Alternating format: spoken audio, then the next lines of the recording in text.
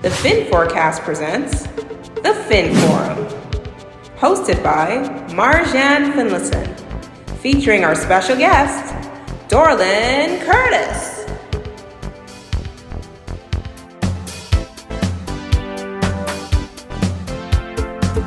Okay, happy Earth Day, happy Earth Month, happy Earth Week, and welcome to the Fin Forum. Today, we will be talking to Dorlan Curtis, my dear friend, Dorlan Curtis Jr. He is the co-founder of FoodPost Farms, a family-owned farmstead that specializes in the production of chicken eggs, organic vegetables, rabbit meat, and composting. As a sustainable waste management tool, FoodPost Farms utilizes its system of composting to process all of its organic crop and livestock waste to produce high-quality soil amendments to grow food. With the rapid development and population boom of Harbour Island and North Eleuthera, its current waste infrastructure and design is outdated and unable to sustainably process the capacity of daily organic loading at the North Eleuthera landfill.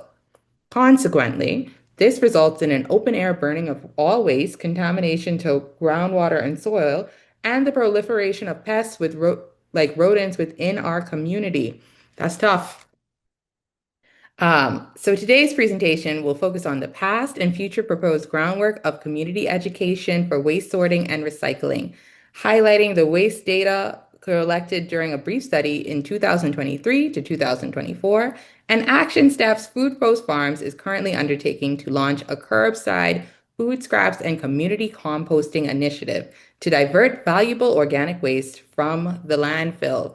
Thank you, Dorlan, for being part of the Fin Forum today to tell us about your important work. Thank you for having me, Marjahn. I feel like it's been a long time coming. So yeah. Yes.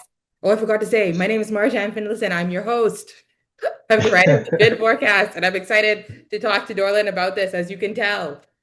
Dorlan, could you please feel free to share your presentation with us? I'm so excited to talk to you about everything. Please go ahead. All right. So good day, everyone. My name is Dorlan Curtis Jr. Today we're going to be talking about something very near and dear to my heart, which is community composting on Harbour Island. And as Marjahn alluded to, I think it is a very tried and true technology and simplified process for climate change in the Bahamas. So a little bit about me. I grew up in Nassau, went to school at St. Anne's with Marjahn, proud Blue A's alumni. The tide is high, and it's what? Moving on. We're going to be number one. But yeah, so grew up in Nassau, and from growing up, I always had a passion for something very, I would say, very unique, and I would say out in that field, which is fermentation and like understanding, the role that sugars play in producing alcohol. Like that was always my passion, and I wanted to be a brewmaster at Cardi. So my guidance counselor was like, you should study chemical engineering. So I studied chemical engineering at Youngstown, Ohio. Upon graduation, I decided to move to New York State to pursue a master's in bioprocess engineering, SUNY ESF. And so at that particular school, they actually had a school that specialized in producing paper and biofuels specifically from wood sugars. So looking at biofuel production. And so I decided to do a master's thesis project on the hot water of hemicellulose from wood. So we were utilizing invasive casuarina wood, essentially cooking it in these like high pressure, high temperature reactors to extract wood sugars and then feeding that to bacteria to produce biofuels and plastics. And so that is like, one of those technologies that, still today people are utilizing wood as a cheap fuel source, cheap sugar source. And then after that, I worked for a few years in the pulp and paper industry, working as a process engineer in the production of pulp and paper in Michigan.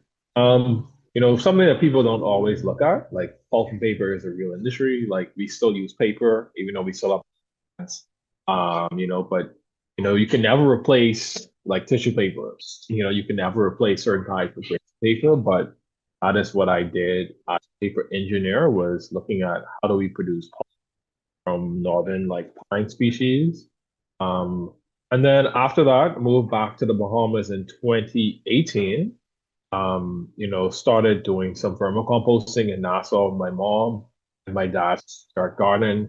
And then I started working at the Cape Luther Institute.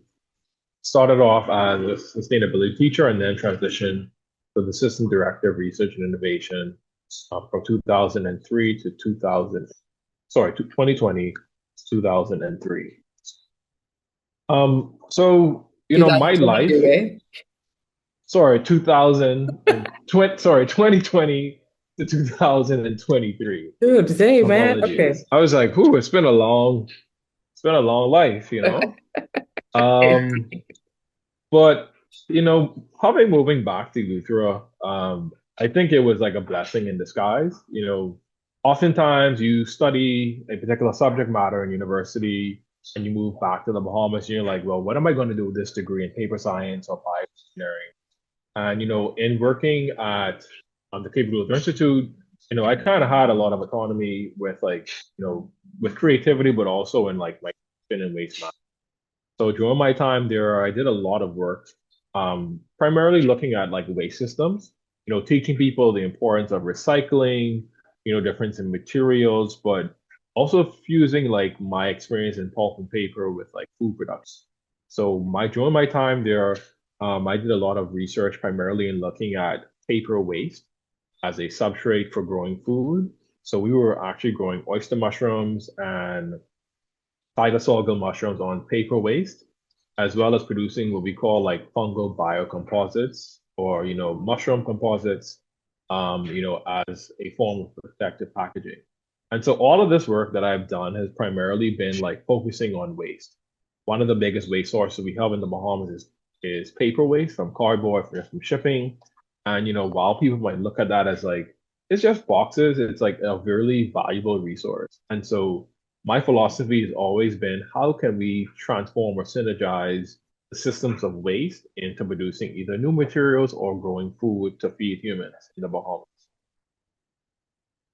And so, kind of simultaneously working at the Cape Luther Institute, I, spent a lot of time in Harbour Island with my grandparents. And then at one point, my mom was like, your uncle is running this farm in North Eleuthera. And I'm like, this is interesting. Let me go and check this out one day.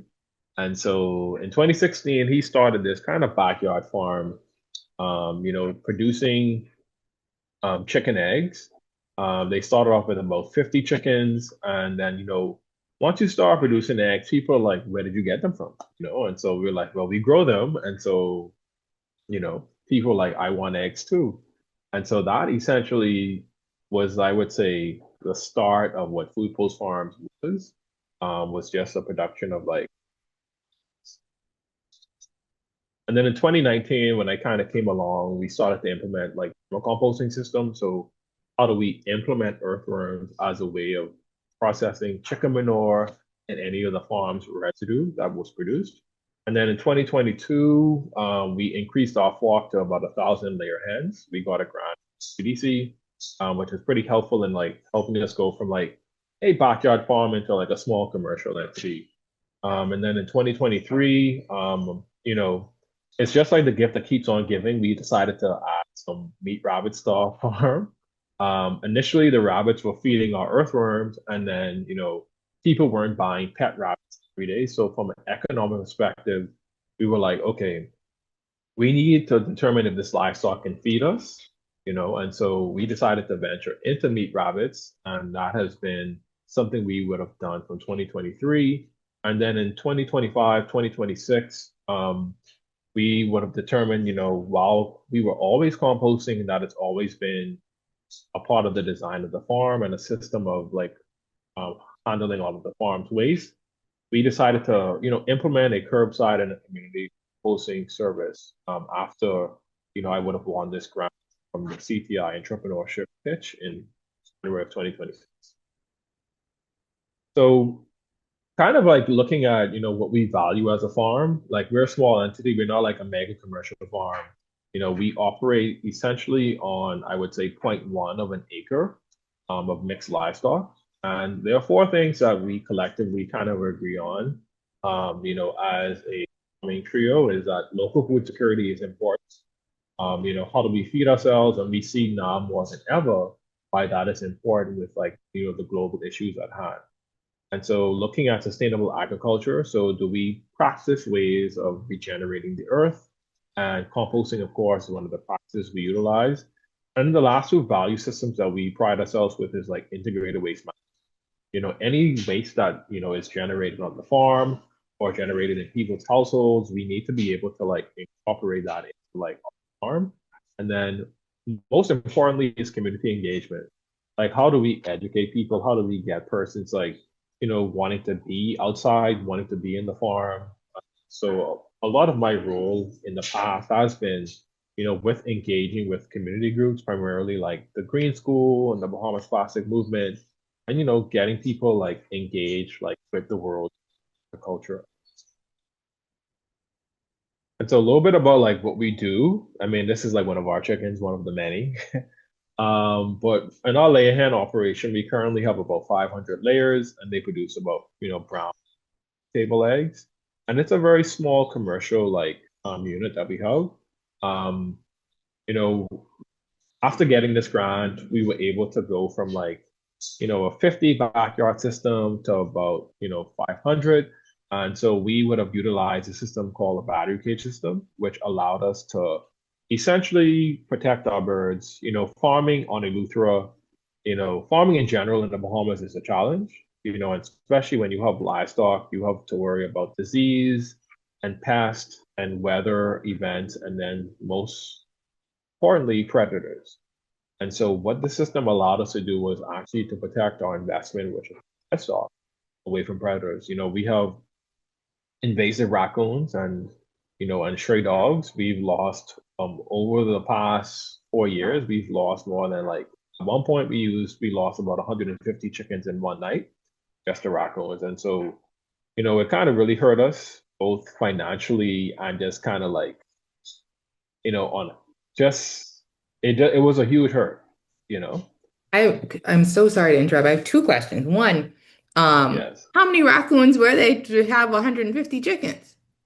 Well, I mean, we don't know exactly how many raccoons did it. Yeah. But the thing about raccoons, they're kind of like they're they're indiscriminate, like in terms of how they kill like livestock. They don't like just eat one and then stop. Like they would just bite the neck off one, bite the wing. They're just out there to like just do as much damage as possible.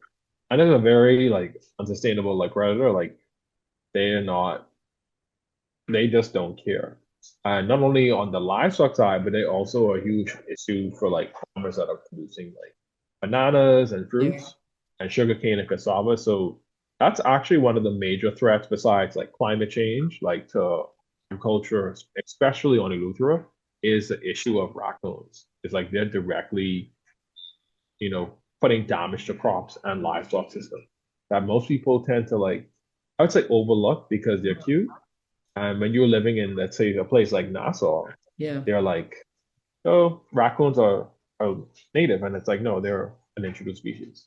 They're an invasive species. I didn't know that. Yep. I had no idea. I had another question in terms of like layered system. It means like the chickens are layered on top of each other, or Well, that is, yeah. So in the battery cage system, they are like tiers. So we Mhm. have about two tiers of like chickens. So they're basically like in an A-frame, and their cages run along this metal rod. So Mhm. it's suspended in the air. The poop falls down. So it's like basically like two layers of like chickens. Wow. But layers are referring to the type of poultry.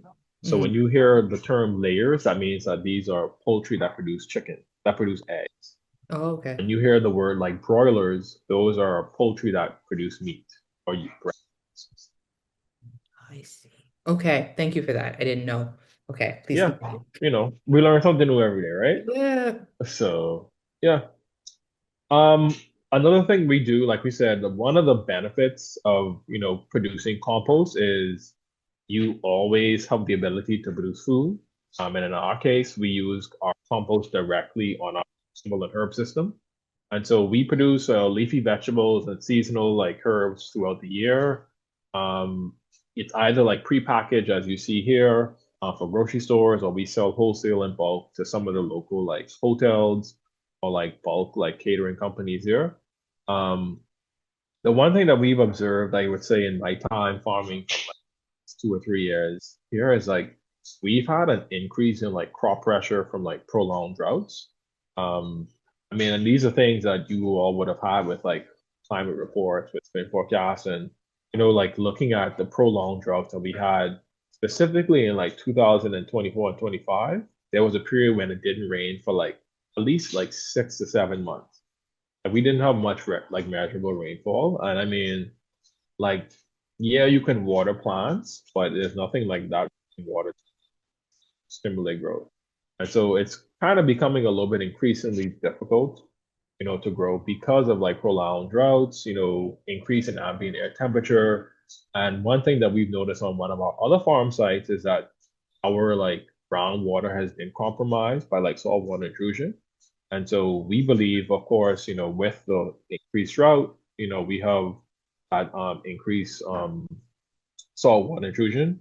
And that's probably what's been happening where a lot of the wells in certain areas around us are like either becoming brackish or like kind of on the saline level where people can't drink that water anymore or use it on, the farm. So that's a very problematic like phenomena that's really happening in real time. And we've had this happen to one of our like neighbors, like maybe about a mile on the road. They no longer can pump the groundwater because it's salty. Wow. Yeah,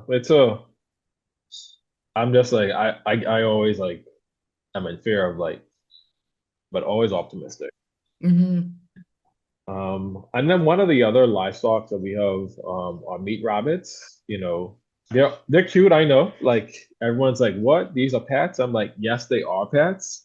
They're therapy for me. And for when people come and visit the farm, Hmm. it's a very like cute livestock, cute animal. But in the grand scheme of like how do we feed people Yeah. in a short amount of time, given the kind of like, space we have on the island and things that can grow, they are pretty, I would say, a good meat alternative, to chicken or to other forms of like livestock that might take anywhere from 3 to 6 to 8 months to come to full. So we do breed New Zealand's and this breed called Tamick. They're basically like grass fed. We feed them pellets, but we also do a lot of foraging. So a lot of things that go, overlooked, like grasses or shepherd's needle or things like moringa, we actually incorporate a lot of that directly into their diets. Um, and the meat is relatively clean. It's low fat, high protein. And the one benefit of having this particular livestock on our farm is that we scrape the manure every week, and that is used directly to fertilize, a lot of the crops that we grow in the winter time. So it is one of those livestock that you can directly use their manure on your plants or in your fields, and so we feed them the kale that's sometimes doesn't go to harvest or go to market, and then they poop that kale back out, and then that poop just goes right back on that bed to grow kale again. So it's a good like integrated regenerative system. And yes, they're so cute, but they also are like extremely tasty. Um, Another thing we do, like we said, try and wear multiple hats on this farm is You do. beekeeping. Hmm. Yeah, like I need another head or two or three heads. Yeah. Um, but beekeeping, it is like I would say a very important skill to know as a farmer living in the Bahamas, but in general, understanding the importance that bees play like in our food systems. Like without honeybees specifically as pollinators, a lot of our food systems will collapse. There are other forms of bees that like do pollinate, but honeybees, they are pretty efficient pollinators. So we do hive removals and do a lot of education on bees, passively. I'm like trying to teach people the importance, like not to spray, not to use Bagon or poisons or yeah, so we do process all the raw honey from our hives or whenever we do hive removal. And then we also process beeswax. Okay. Sorry. Yeah. Um, and then last but not least, like on the farm, which I think is probably one of the more crucial systems is composting. It's simply like we recycle all of our food waste as well as other person's food waste, any green material and animal manures. They essentially go to our compost aerobic systems. When we were like collecting food waste in 2020 during COVID, Hmm. from a few, I think it was about two cafes. Um, in that short period from like April to August, we were able to like just collect, well, myself, because I was just toting buckets from these restaurants to my farm, like about 1,000 pounds of food waste. I mean, and I was just like just doing it myself, you know. But what that kind of goes to show is the amount of like food waste that these places generate. And that was just one or two cafes. So in each of our production cycles, we're able to produce about 8 cubic yards per cycle or per pile. Um, and you know, that goes quite a long way in growing food, you know. One of these cycles can essentially help us to plant about 3 beds that are 3 feet by 40 feet. So it's quite a lot of food that can be grown in a amount of food waste. Okay, and then over the years, like community engagement, like I said, has been super important, not only for the community, but personally as a farmer, like being able to have a resource of persons behind you, but also trying to organically diffuse the education of composting has been super critical in the work that I do. And Hmm. so in the past, we would have worked with, organizations like kids with like sending off aluminum, the Bahamas Plastic Movement and Crystal Ambrose. We did a series on zero waste, like plastic trying compost, as well as the green school, like that has been, I think, one of the biggest support systems, but also good collaborators, like in the scheme of like agriculture and waste management, and having those students understand like composting. I mean, yes, it is a science to that, but there's also an art to compost and like why this is important, on a small island like Harbour Island. Like Hmm. most of the waste that we generate can be composted and students like, they've been made aware of like this. And sometimes, they see me and they're like, hey, I try to encourage my mom to like not throw this food in the garbage. And it's just like the small steps that go into like making a big community change. And while some of these things might have happened about 2 years ago, like it's still planted a seed in these children's like minds that this is like the way in the direction that, the Bahamas needs. So kind of excited and optimistic about like with this initiative, like those students coming back. Um, but kind of switching gears a little bit, looking at food security. And I think this is something that, you know, is at or should be our national security priority is food security. And like understanding that food security simply, when you boil it down, it is just a state of having reliable access, availability to sufficient quantity of affordable and nutritious food. Yeah. You know, so tell me access to food. Is it always available and is it affordable and is it nutritious? Those Hmm. are like the key things that we need to look at when we talk food. Now, in the Bahamas, we eat a lot of food. I Yeah. mean, rightfully so. We need food for survival. Food can also be political and access to that. But on the grand scheme of things, about 90% of the food that we consume in the Bahamas is imported. And that's a pretty scary prospect. Big number. Understanding like global, like, politics, you know, looking at wars and, just disruption of food systems. I think that's something that, should be a top priority for our national security country. And so when we look at food security, we also need to look at the sovereignty, of food systems. This is a picture of like some guinea corn that we grow in the summertime, which is like really good, a very, very old like crop in West Africa. But food sovereignty is looking at, foods, a food-based system in which people who produce the food, who distribute and consume the food, we can control the means and mechanisms, how that is produced and distributed. So one example of food sovereignty would be, we all as Bahamians, we like peas and rice, right? Absolutely. I mean, Sundays, peas and rice. You Hmm. know, pigeon peas is obviously the main ingredient in peas and rice. But if you look at it, right, we no longer grow like pigeon peas on a scale that is like commercial enough in the Bahamas. So now we depend upon importing pigeon peas from places like Republic or from the US or from other, nations in Latin America or the Caribbean to essentially produce our traditional cultural food, which Hmm. is like, which means that you no longer have sovereignty. So what happens when the humans can no longer either produce pigeon peas, or they're not producing it enough, or they're not able to actually import because of disruptions in like systems for importing pigeon peas? Do you no longer eat peas and rice?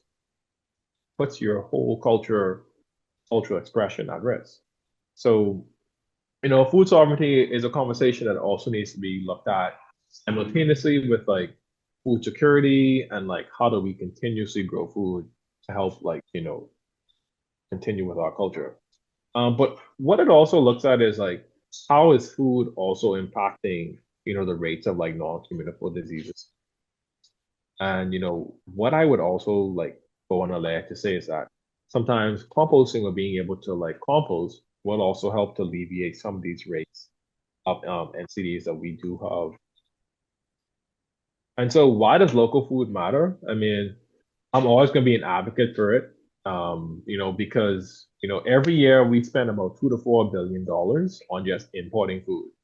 You know, it's a lot of money. I mean, but as we import food, we're also importing packaging, importing like plastic waste that, our hot dogs come in.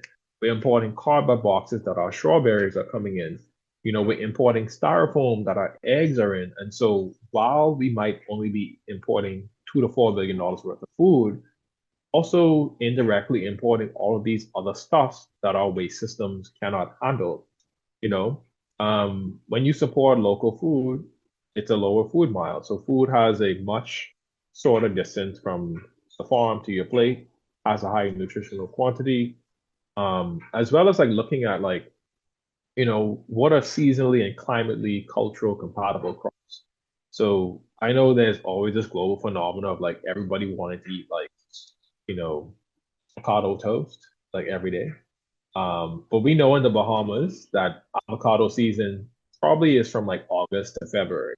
Mm. And so it's kind of insane that you can find avocados all year round, because of the global food system. But understanding, if we have a more climate, seasonally cultural, appropriate diet, that kind of helps with like looking at local foods in a different. So yes, we might not be able to grow lettuce now, but something like amaranth, might grow really well, and it's also a good nutritional food. So looking at how do we substitute things that are compatible with our climate and our soil conditions. And so switching back to the conversation of waste, Hmm. waste directly impacts food systems. I don't care what no one says. We've talked about in the intro that it impacts the soil, air quality, and groundwater quality, but it is a direct like threat to not only our environment, but to our ability to basically produce nutritious food. And so when we look at waste management, we always want to look at like what should be priority, you know? So looking at this diagram of like, food, waste hierarchy, on the left-hand side, we see this pyramid, right? We look at these different tiers on this pyramid. The light blue represents source reduction, meaning that, just reducing the amount of waste that you or things that you consume will not end up being waste. We have recycling and composting. We have conversion technologies, which looks at how do we convert this waste into either a energy source or some other form. And then we have landfilling, which is just sending waste to a site, either burning and or burying it on the field. Now, on the left-hand side shows you like, what our current system utilizes the most. Of course, landfilling takes up most of the real estate of the triangle, meaning Hmm. that the least preferable system is actually the most used system in our country. So what we are looking at is, flipping this triangle upside down and looking at source reduction as the most preferable way of handling waste. So if you don't have it as waste to begin with, it will never ever, you know, make it into the dump potentially. But looking at how do we, reduce waste at the source to begin with, and then looking at composting, of course, as the next option for handling majority. And so if we look at it again, in the Bahamas, we practice a single stream of waste utilizer. Like there's no sorting, no recycling. On Eleuthera alone, we have about 17 dump sites open air. And this image that you all see on the screen on the right is actually taken directly from me going to the lot bill. And you can see there's like commingling of like plastics and like construction material. You see some palms there. You see food waste containers. Like that is a very like toxic situation to have like within the country. Yeah. That's a huge red flag, you know? And so there's about 17 of these dump sites around Eleuthera. Whenever they get filled, they just burn them and then that water just, like material basically goes up in smoke and Hmm. causes issues. Now, not to sound doom and gloomy, but there are still some recycling options like within the Bahamas. You have places like Canada for Kids that can, recycle aluminum and plastics. Places like Upend Technology that do plastics as well. There's a place in Nassau, Soil and Soul that, composts like food and waste. So it's just also understanding like, you know, I have this material that I'm generating as waste. Where can I process this or who can I take this to? You Hmm. know? And so that is the thing with our waste management system is understanding that there are persons who can do this, just trying to connect persons with these individuals or these companies. So then that way, we can start reducing waste from ever becoming a problem at the landfill. And so huge problem, as we talked about the system of food security, we talked about the issues of waste management. But bringing this closer to home in North Eleuthera and Harbour Island where you're fine, we have three major problems within our community. Um, we have one, our sustainable waste management systems. As you can see from this video, all of our waste is essentially sent to this one landfill that's just burned. And in the surrounding areas, you can see there are the sounds where most people, they fish or there's farmland in that area. And so it is really not a good system of handling waste. Hmm. We've also experienced like, declining agricultural output as well as soil fertility because of the land being degraded. And then naturally speaking, our population and the development that Harbour Island North Luther is currently facing is outpacing the infrastructure. We struggle continuously with like keeping the lights and water on. And then of course, the more people that move into a community, the more waste is naturally generated. And so no one ever stops and think that, hey, waste is an issue we need to address. And so as a small farm, we've kind of taken upon ourselves to determine that while our waste infrastructure is insufficient, we know the solution to that potentially is compost. Hmm. And so why is that so? It is a proven like low-tech solution for organic waste. It's generated within communities. With composting, you can synergize waste management system with food production. Um, you know, Food waste when it sits in a landfill or it sits in a dump site, it kind of breaks down anaerobically, meaning that oxygen never gets a chance to help it to fully, return to the soil. And what that does is that creates things like methane gases, other like smells, and then it also acts as just like a breeding ground and rodents and mosquitoes, and that kind of it's just not it creates a cesspool of like issues within our communities.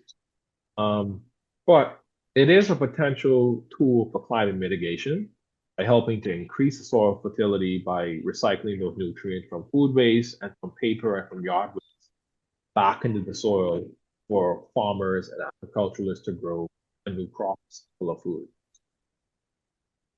And so in 2023, we would have started, kind of independently. I was like, I really need to know what's going on in our community, and nothing really says change than data, as you know. And so, kind of working in tandem with the Green School, the Palmer Classic movement. In 2020, we would have had COVID, and they would have had this food drive where they were distributing food packets to, residents on Harbour Island.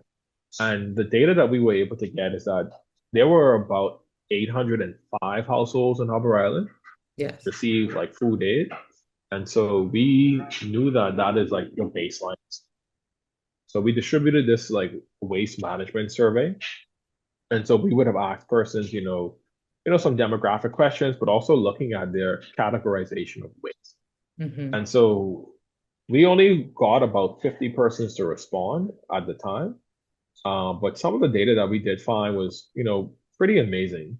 If you look at this particular data set, about 25% of the food of the waste that's generated in most of these households were just food waste, followed by another 17% being green waste. That could be like yard waste, like tree trimmings, grasses, and then another 20% of that being cardboard, paper. And so if you were to like just take a step back and look at that summation, that's about like at least 50% of our waste stream is actually compostable material. So if you had all of these households generating waste every day, at least half of the waste that's going to the landfill that we've seen is a huge problem, doesn't need to be there. So in looking at the data from, those 50 households, you know, if we look at what the data is saying, they were reported that at least 25% of their food. Another 17% is green waste, being like yard waste, like leaves or wood, and then another 20% being paper and cardboard. That is at least 40% of, sorry, that's at least 40 to 50% of the total waste that is generated on Harbour Island. And so what we're estimating is that, 50% of that waste in total being sent to the landfill doesn't really need to be there because it is compostable.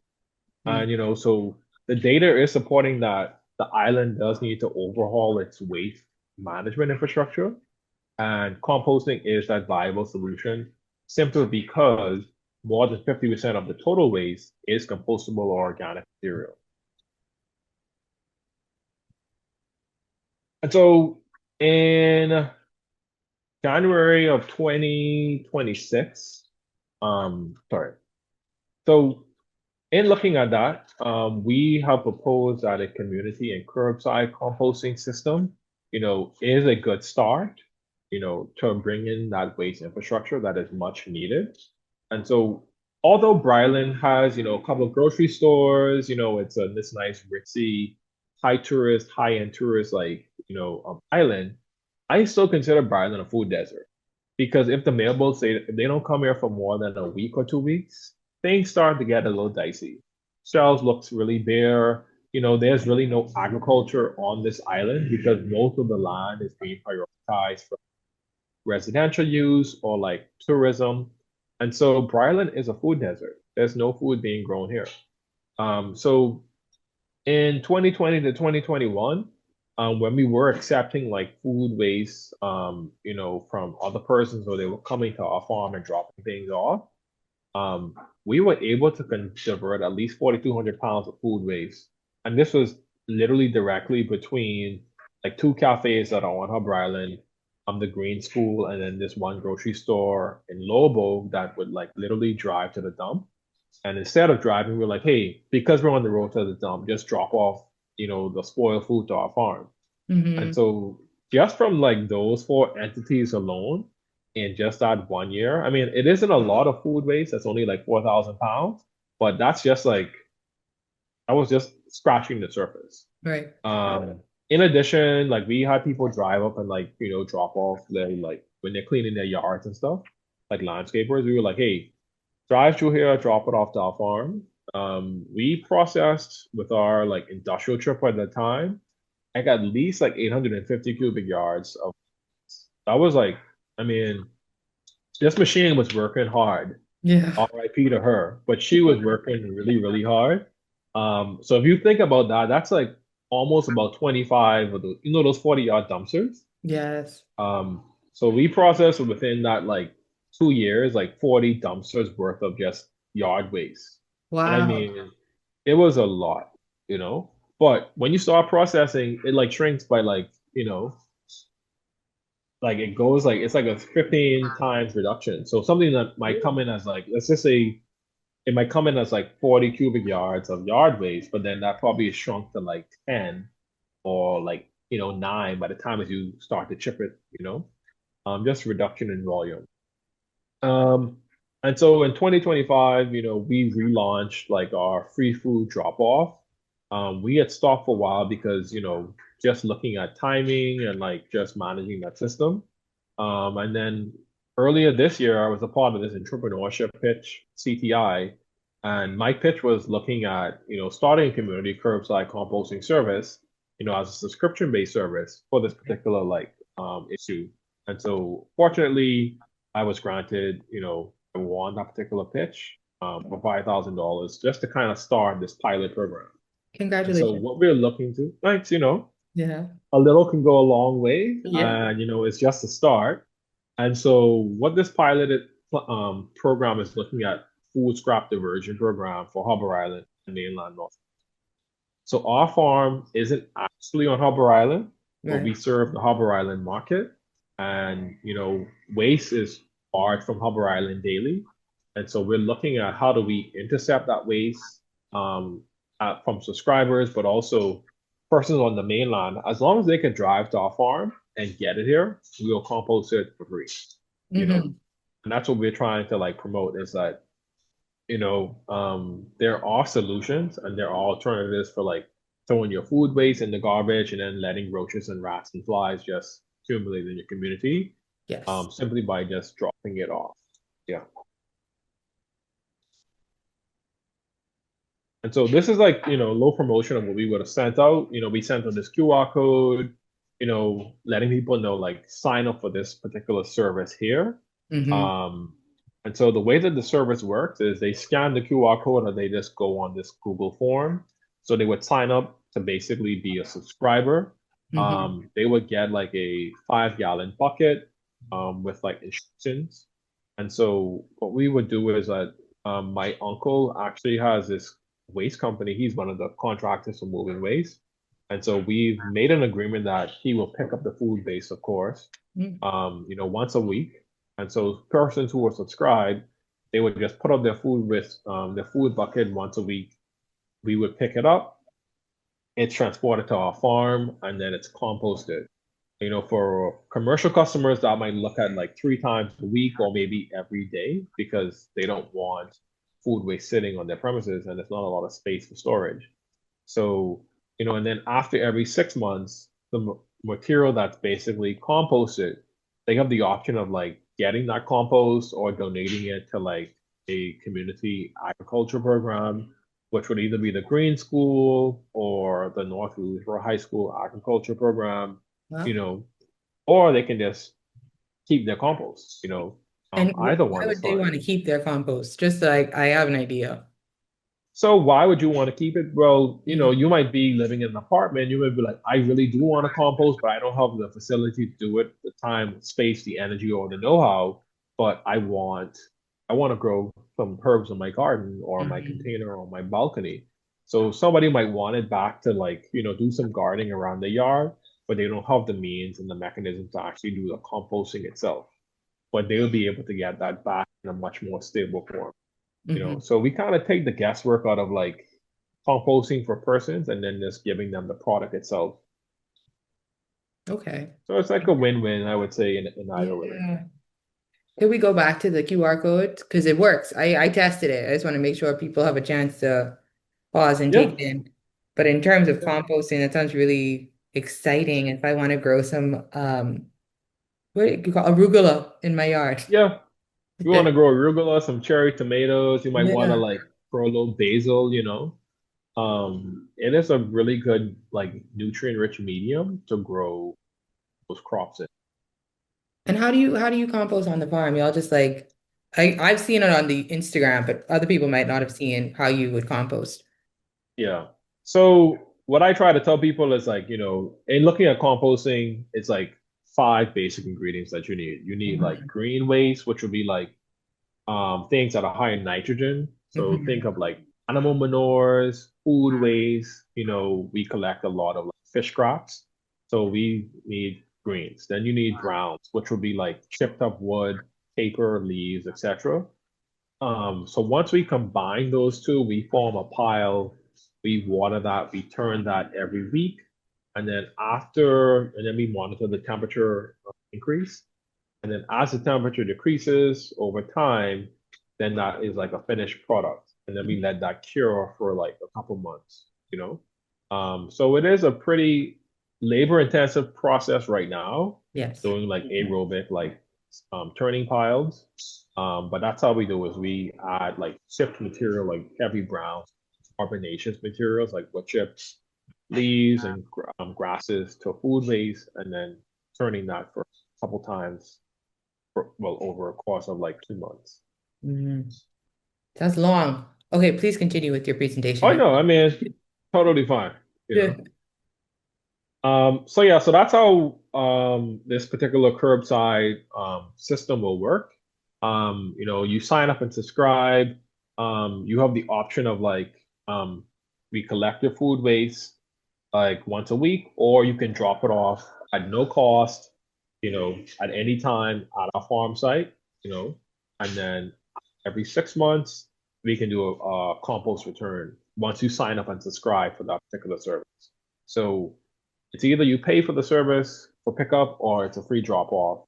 But either way, I mean, it's still a good like system when you look at like, not having to deal with the food waste. Yeah, less rats in your Yeah. garbage. Yes. I mean, less rats, there's no flies. Like Yeah. I compost, like, I mean, we're looking at moving our particular system to a new site, but we compost right next to like this house, and our neighbors don't even know it's there. Hmm. We're composting, I mean, like rotten fish, sometimes dead livestock, manures, and it's like, once it's done properly, like you shouldn't even know that, organic materials are rotten.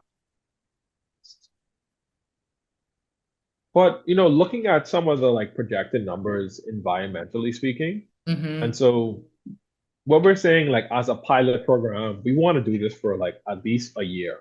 Yeah. We're not in a position to say, hey, everybody, hey, community of Lower Bow, Upper Bow, Current, Bryland, bring all of your compostable waste. We're not at that scale yet. Hmm. So as this pilot program, we're trying to iron out the kinks. But what we are willing to capacity would be to have about 150 subscribers. So as I mentioned, there's about 800 households on Harbour Island alone.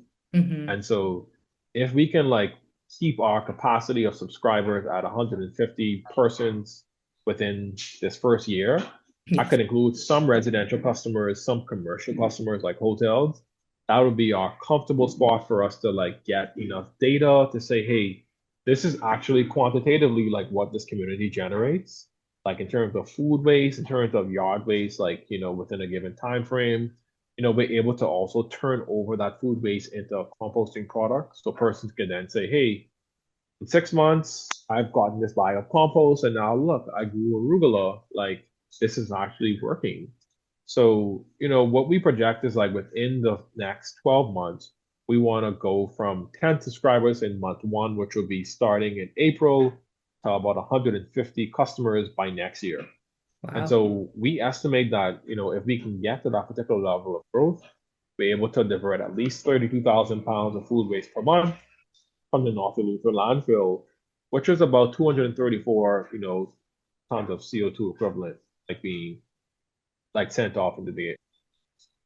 So that's like what our like, environmental impact we estimate it to be just based on like, you know, the average household generating about 10 pounds of food waste. And that's on the lower end, Yeah. like my family came and visited for Easter last week. And I'm like, I felt like every day I was taking 5 gallons worth of food waste over to the farm. I'm like, Yes. what is going on? Like, That's my other I question. don't even Like, generate this much. Huh? are you doing it alone or do you have volunteers? I'm like, Who else? where this Other food waste people? coming from? You know? But I Yes. mean, I said it to say, and I'm like, we typically live in a household of 3 people, but then we had an additional 6 people in the house. So like, that's then 10 people in the house cooking every day. Yeah. When you start to like compost, you start to see the amount of food waste you generate or the amount of food that you like let spoil. And I think sometimes it helps people to like, exercise a level of balance and control. You might be like, I just bought this pack of carrots this week. I still didn't use it for the past 2 weeks and now it's rotten. So maybe next time I go to the grocery store, I don't need to buy carrots, or maybe I only buy like smaller quantity that I can use within a certain time. It goes So back to yeah. source reduction. Source reduction. See, you was paying attention, you Yes. know? Mm-hmm. Uh, but moving right along, and this kind of been wrapping up, but community composting, as you said, it is not possible unless there are like community and corporate partners, you know.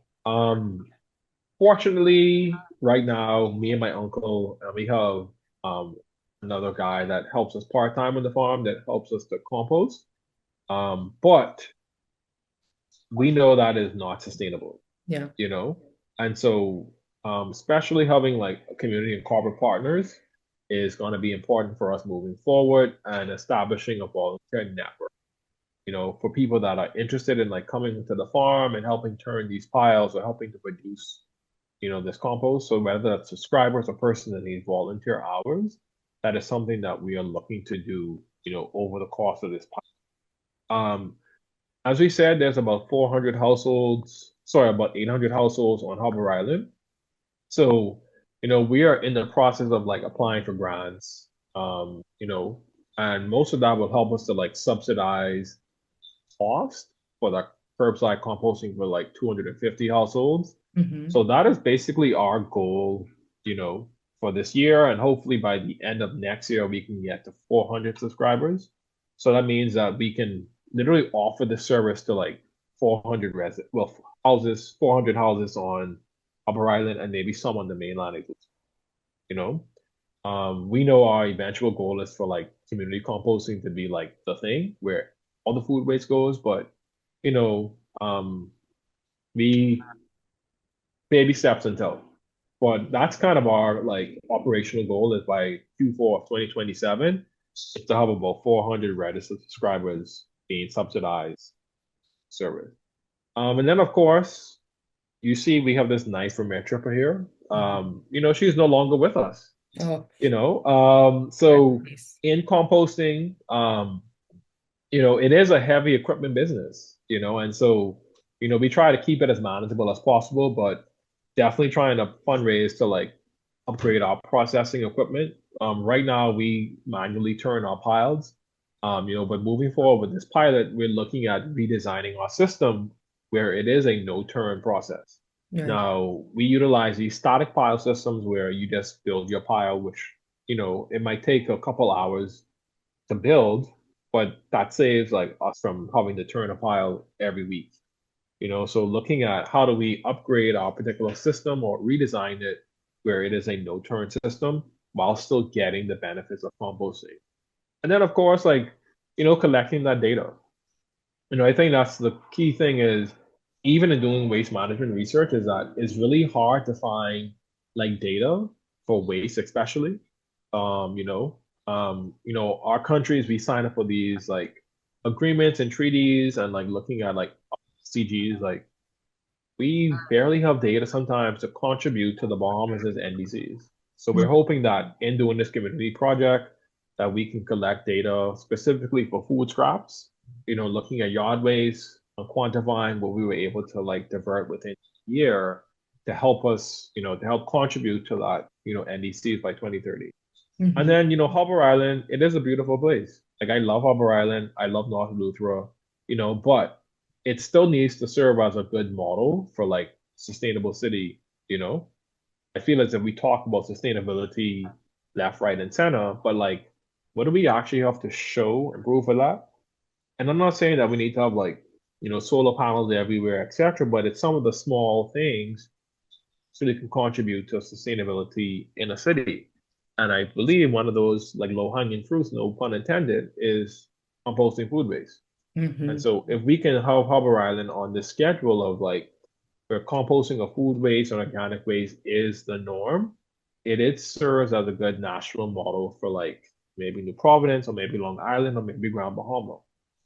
Bry Island is small enough. It's 3 miles long, 1 mile wide, and waste literally exits at one port. So it will be a good system to set up, and just trying to get it, as a good demonstration to show how this can be replicated on scale. On this scale, yes.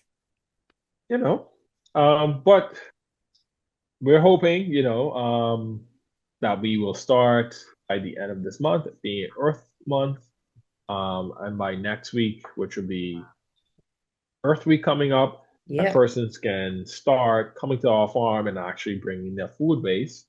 And by May, we're hoping that the bins that we have ordered will actually be here so persons can like effectively have a system where they take them in, bring it back, empty it in the compost pile, and then, we compost that. But thank you so much. That's been my presentation. Um, Feel free to get in touch with us via social media. You can email us, WhatsApp, and yeah. Thank you, Dorlan. Oh my gosh, we've learned so much. And of course, I have questions live from the studio audience, which is me. Uh, hmm if you don't Hey, mind, audience. yes, as the live studio audience, me watching. I have a few questions in terms of what we've learned today, and all just some questions I had just, what's the word, circulating in my mind. One Mhm. of them was really this hashtag that you have throughout the presentation, hashtag feed the soil, not the landfill. Is that a campaign Yeah. that's currently underway? Is that something that you're starting with, or it's like you can find it on Threads, Twitter, all the social media spaces? Yeah. So it is a hashtag that we use and it's a campaign that's like we're planning to launch. Hmm. We've always used it since we started composting. In the like compost circle, like within like the US, like Yeah.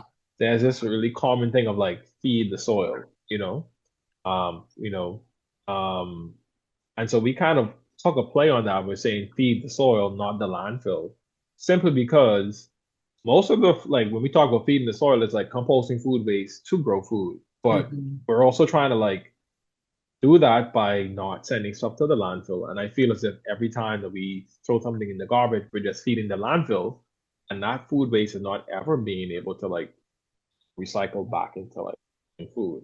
No. So it is a campaign. It is a hashtag. We're not on Threads yet, but it is a hashtag that we use on Instagram, social media, and that we will be definitely going into pilot. We'll have to put that in our hashtag when we're promoting this Yes, video. Feed the soil, not the not the landfill. line. Could you let us know? I don't know if you want to unshare the screen for a bit on this one too. Yeah, yeah. Just, make sure they can see us. Hello. Okay, It's good to see you again. we're back. So I was wondering in terms of the challenges that you would have, one, my first question would be, how effective has the composting been in terms of helping with agriculture? And then secondly, are there challenges that you have working with the systems, agricultural system in Eleuthera in particular, or just with farming in general that you'd want to share with us as well? Yeah, so I guess I'll start off with so composting. I mean, like we said, like as of like on our farm itself, it's Hmm. been extremely effective. Like all the produce that we grow, from our kale to our like cherry tomatoes, all of our herbs is literally grown in the compost that we produce, like food waste and like other materials. So it has been effective in that case. We do have a lot of like home gardeners, and some farms that also buy from us, but we can only sell so much because we're only producing so much compost, you Hmm. know. And so it has been like over the past few years, people always they buy it and then we sell it as much as we can produce. Sometimes we can't produce enough, quickly enough because we need it, but other people need it as well. So it has been really helpful, mostly for people who are interested in like organic farming and not utilizing like chemical or mineral fertilizers as an input. So persons who are interested in like, more holistic gardening, non-chemical inputs. Yeah, so it's been a good success with that. But as you said, we are still limited based on our food capacity. Hmm. So then the other question outside the raccoons now, the Mhm. challenges that you would deal with farming, and particularly Oh, farming in North Eleuthera. so particularly farming in North Eleuthera, some of the challenges like outside the raccoons. Outside the All right, so like we said, we're a mixed livestock farm. So mm-hmm. we have chickens, rabbits, and we also have veg. So some of the challenges that we've had, um, and the how I put this. So in the livestock realm, we know the biggest input is going to be feed. That's about Mm-hmm. 70% of the cost is feeding these. And so in the past, we've had huge issues with like the government feed mill system. And I am not going to I'm not going to mince words. It's just not been a system that worked. Okay. It that has been a challenge is like getting reliable feed. And most of the livestock feed are like grain based, so like corn, soy, etc., alfalfa, fish meal. And so Mhm. feed inputs has been like a challenge sometimes. And so we would have resorted to like importing our own feed, which is more expensive, but at the same time, it's reliable and our birds can stay alive because they have feed. So that's been a challenge. The other challenges, as we said, like the raccoons, I mean, that has been a huge thing growing like sugarcane and bananas and papayas is that they they're ready. They're ready to eat, your Sugar produce. cane too? Um, oh yeah, they love sugarcane. Oh, Like if they find they dig up cassava, they gnaw at sugarcane. They have hands and fingers like us. They bite and they chew, and then once they chew it at the base, especially it kills basically the sugarcane. And oh. at that point, you can't really use it, you know? Hmm. So that's been a huge problem. And then you have the issues as I mentioned before, of like, changing climate. Yes. The drought has been, I mean, I would say it's been more severe than I could remember. Hmm. Like I said, from 2024 to 2025, there was a period where I remember in November of 2024, specifically November 28th, because I had to drop someone to the ferry. It did not rain from then until about June 2025. I Hmm. mean, it might have like probably sprayed for like an hour, maybe, but nothing that was like, this is measurable. And so water has been a huge concern for us. Where we have our poultry, we have to basically use rainwater only Hmm. because the groundwater at that particular site has now infiltrated with salt. Oh, wow. So if we don't have rain, we have to then pump water from someplace else or buy water to feed our birds. So that's been a huge challenge. Hmm. So yeah, That's very expensive, yeah. I can imagine. Um, I, Oh, the other question I wanted to ask you, I mean, obviously weather related, right? How, okay. I mean, because yeah. I saw my week off with the pin forecast. I'm like, what's gonna happen this week? Do I need to water these? Like, am I gonna, yeah. So Yeah. I'm like, I wait on that Sunday forecast and be like, I text my uncle, my aunt, and be like, hey y'all, it's gonna rain this week, so like, we probably don't need to like, Hmm. water or whatever. Yeah. And sometimes so sad, so done. Yeah, I'm glad to hear that. But in You terms of, know? yeah, in terms of observations, do you have a rain gauge or like a weather station y'all keep on the farm just to measure what changes are happening in real time and just have historical data? So we don't have one of those yet. And I Hmm. think that's something that we do need because most of my observations are just like I won't even say anecdotal, but just like, oh, I know it hasn't rained, but like to quantify that is something that we need to like to Hmm. prove that yes, this particular farm site or this particular area, it has not had measurable rain for this amount of time. Hmm. Yeah. Okay, I was just wondering. I literally just spoke to a farmer last week and same conversation, like just I more farms mean, with rain gauges. yeah, because you will hear people say, oh yeah, it's Hmm. been not raining much lately, but to your point, it's like, how do you quantify that?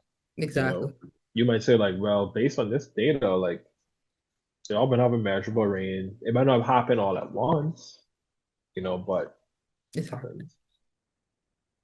So, just to switch gears on that and acknowledge the climate change and everything else happening, how have you found community engagement and education campaigns? How have they gone in the past, and how do you expect?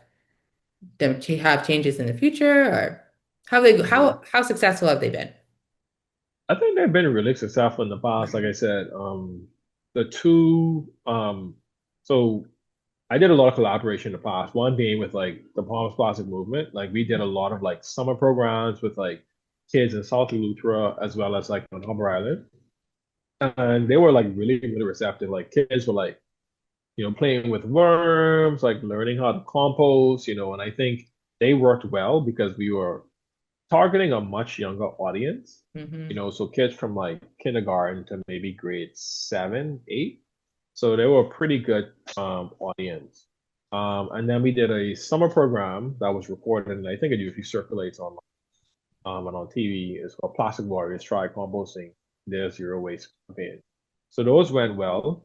Um, you know, um, but moving forward, what we're looking to is partnering with some local like volunteer networks, you know, and so, there's a colleague of mine, Stephen Evans. So we've been reaching out, communicating about like, having volunteers come and actually Hmm. help with composting because as it stands, it is a pretty intensive process, and he's tried it a couple times and he's like, oh, when you do this by yourself, I'm like, yeah.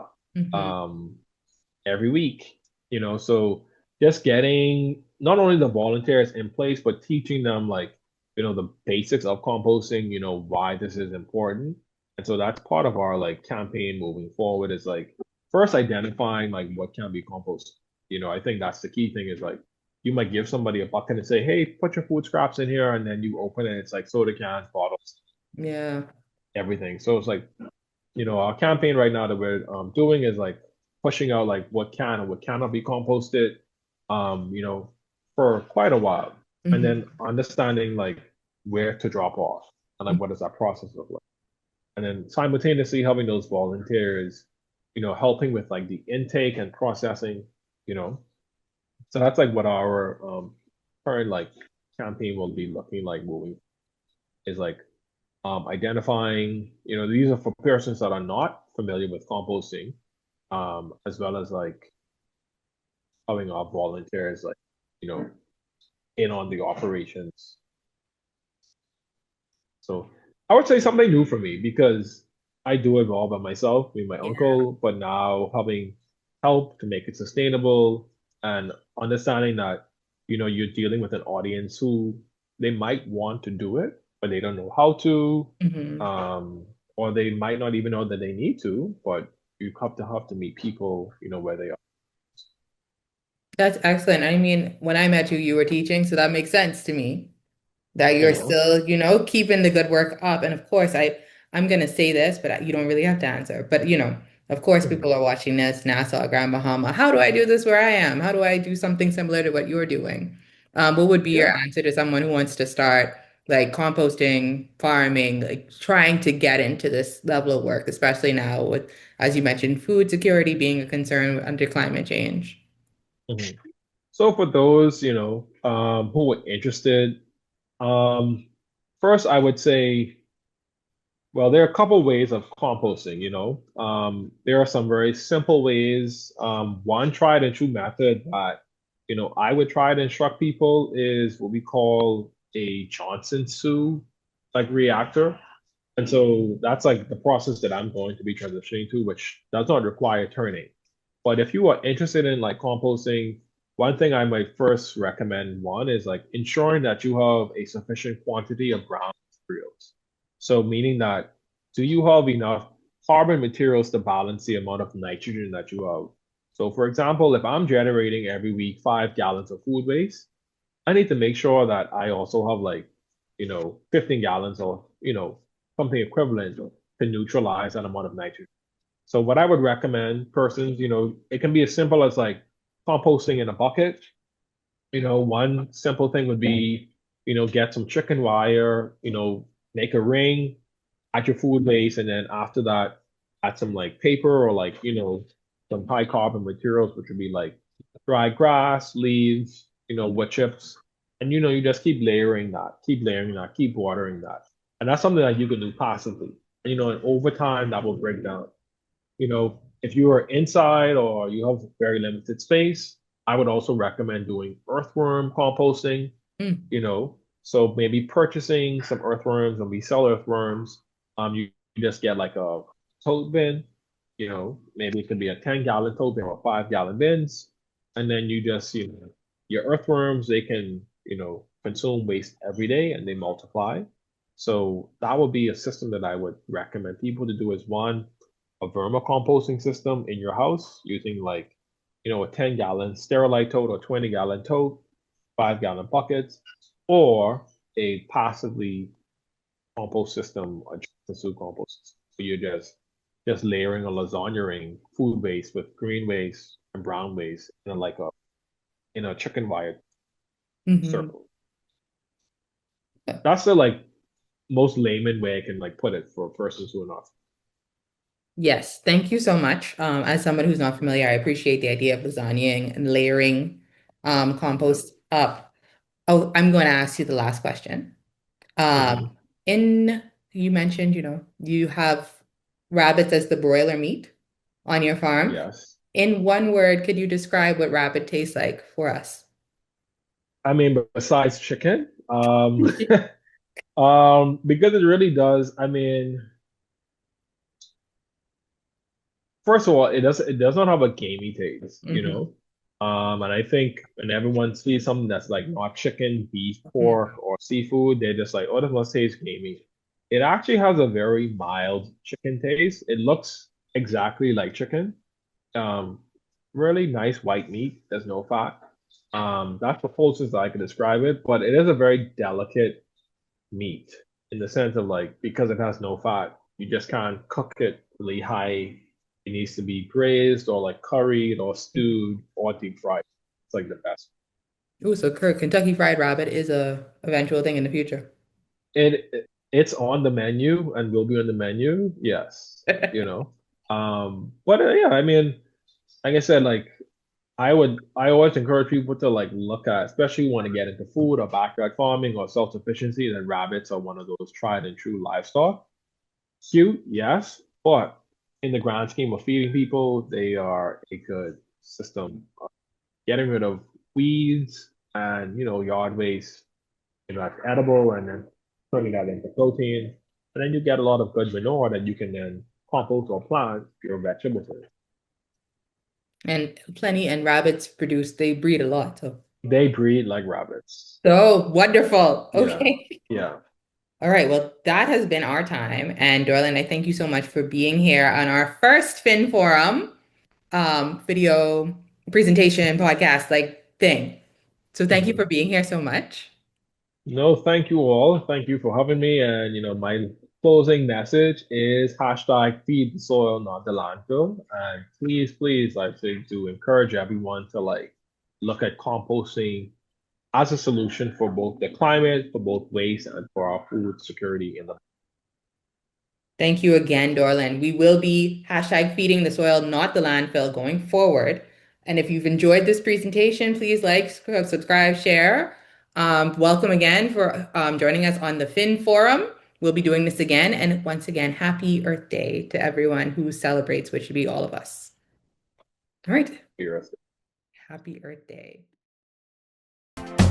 This has been the Fin Forum, brought to you by the Fin Forecast. Follow us on Instagram, Facebook, and LinkedIn. And don't forget to hit the subscribe button.